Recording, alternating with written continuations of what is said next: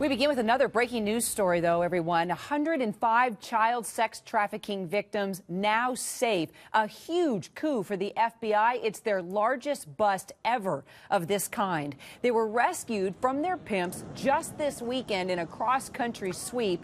You're looking at new video we just got from the FBI of the actual operations. It was released moments ago.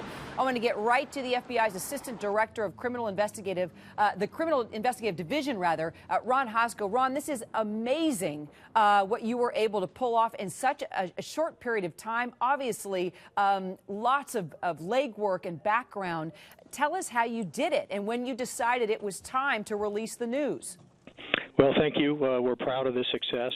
This operation, which we call Operation Cross Country 7, has occurred over the last 72 hours. This is not just the FBI. This is us joining with federal, state, and local law enforcement partners, as well as the National Center for Missing and Exploited Children, to focus on areas where underage girls are prostituted. And how young are we talking about, Ron? How young? Sadly, in this operation, the ages range from 13 to 17. And multiple of these victims were previously known and reported into NCMEC, our partner. And where did you take down these pimps? Where were they operating? What were the most common areas? This crime occurs in rural areas as well as our cities and everywhere in between. In this case, we were in 76 cities across the country. And in every conceivable venue. That is on the street, at truck stops, at motels and casinos, and we also probe internet websites and social media platforms where this crime is being facilitated. Can you walk us through the sweep, how it all went down, what kind of background you did, how you were able to get each one of these pimps? Just one example, if you don't mind. Well, we do an extensive collaboration ahead of time with our law enforcement partners to really try to focus on those locations where we know this activity is occurring. And as we get closer, there's, of course, there may be undercover exchanges that are on the phone or on digital media or on a smartphone or on the computer that arrange for an appointment and where we have a kind of a warm-up conversation with the subjects, the pimps, and then we close our net, our collective law enforcement net, and sadly, we recovered 105 children as we engaged in this sweep this time. If you don't mind, before I let you go, Ron, other news entities have been reporting that these pimps use a popular online website called Backpage to sell these kids for sex. What can you tell us about Backpage, and can you confirm that? I can tell you that we have encountered Backpage on this sweep, this round of sweeps, and that pimps are frequently smart, much like in our other lines of work, where these folks pay attention to what we do and how we do it, and they change their techniques and their tactics to avoid law enforcement scrutiny. But in this case, we did have successful engagement with at least 150 of these subjects who were engaged in sexual exploitation of both adults and children, and we were able to arrest 150 of them. Ron, before I let you go, and I want to bring my panel in as well, we've got a whole bunch of experts here from former FBI to legal to even Judge Hatchett's with us. But is there anything, while I have you, Ron, that you can tell us as parents that we need to be looking out for? I mean, I had never heard of Backpage until this bust. Anything else that you learned or you discovered that we should know, that the public should know? I can tell you that girls typically between the ages of 13 and 16 seem to be what we would regard as children with a void, and commonly where we have children are coming from broken homes or they have fractured relationships with their parents and create distance between any kind of meaningful family structure and themselves, that puts them at risk. And these pimps that we encounter are really quite proficient at filling that void with themselves and creating a dependency between the victim and themselves. And commonly that involves for profit. Ron Hosko, Assistant Director of the FBI's Criminal Investigative Division. I'm so glad we got you on the line. Great work, Ron. Really appreciate you calling in. Thank you so much.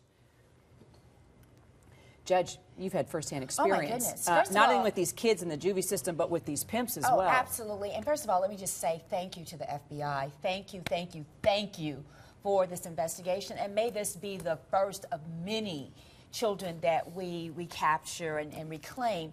But this is a huge problem in this nation. We often think, as we were talking earlier before we started, that this is some foreign thing with sex slaves. No, these are our children right here in the U.S. And to the FBI agent's point, so many of these children are coming from fractured backgrounds, be it split families or not getting along with their families and they run away, or kids who have had very poor school performance and they're on suspension or gotten in trouble and then they're out in the streets, and these people are targeting these children. And one of the most tragic situations that I've shared with you is a girl who was 15 years old who was caught for prostitution, and when the police arrested her, she begged, I mean cried and begged, that they shoot her because she couldn't take it anymore. It turned out that her father was her pimp. And Trinity, you've had to defend, I mean, the men, even the women that are buying this sex. Yeah, and we have at times, and what I think, and talking with the judge earlier, I think before I got involved, I thought, oh, this is something that happens in foreign countries, these are all foreign children, and they're not. There's some of the biggest rings are in places like Michigan, and places that you wouldn't even, think of. And a lot of these children are the children that are the victims in child pornography. They're being housed in certain places, and they're being videotaped, and then it's going, nationwide and worldwide. And we think of that as sort upscale of neighborhoods as well. Yes. I thought the quote that Assistant Director Hosko said, he said that the children, 13 to 17, children with a void. And that's what the pimps capitalize on. That's what they prey on. Yes. They are predators for children, especially girls, 13 to 17 years old. And, we've seen this over the years because the FBI started this Innocence Lost initiative back in 2003. And since then, not including this, they've recovered over 2,700 children through this initiative. Thank goodness. There's another potential predator out here, too. The business end of this. Oh, yeah, and this absolutely. is where, there are a lot of people, including the top prosecutors, the Attorney General for 48 states at my last count, who've been saying that Backpage has to do more when it comes to this. They're making tens of millions of dollars a year as this happens, and some of it, there are many cases where you have a young girl, say 13 or 14, who's rescued by the system, who says she was basically held against her will, and people came and went as they pleased. She was advertised on Backpage. The internet changes everything. I just Googled Backpage, and here's what pops up just before you even get into it. Since we're here in Atlanta, it says women seeking men, Atlanta classified, escorts, body rubs, Georgia women seeking men.